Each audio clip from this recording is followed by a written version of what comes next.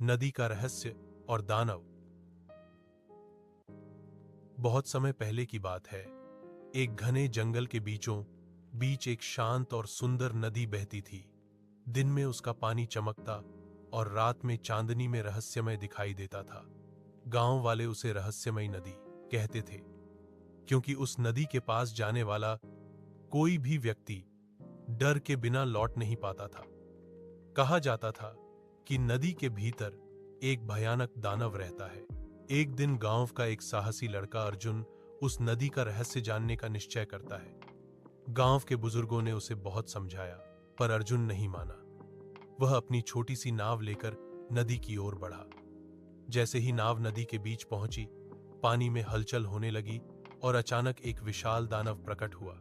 दानव की आंखें लाल थीं और आवाज गड़गड़ाहट जैसी थी। उसने अर्जुन से पूछा, तू कौन है जो मेरे क्षेत्र में आया है? अर्जुन डर गया, लेकिन हिम्मत जुटाकर बोला, मैं इस नदी का रहस्य जानना चाहता हूं।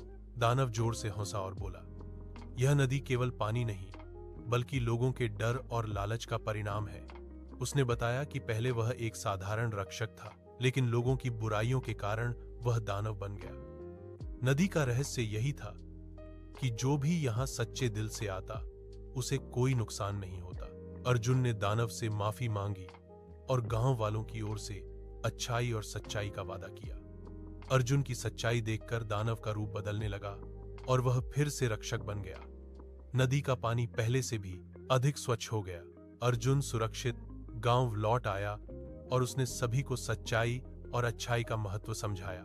उस दिन के बाद नदी फिर से शांति और जीवन का प्रतीक बन गई। सीख: सच्चाई और साहस से हर रहस्य सुलझाया जा सकता है।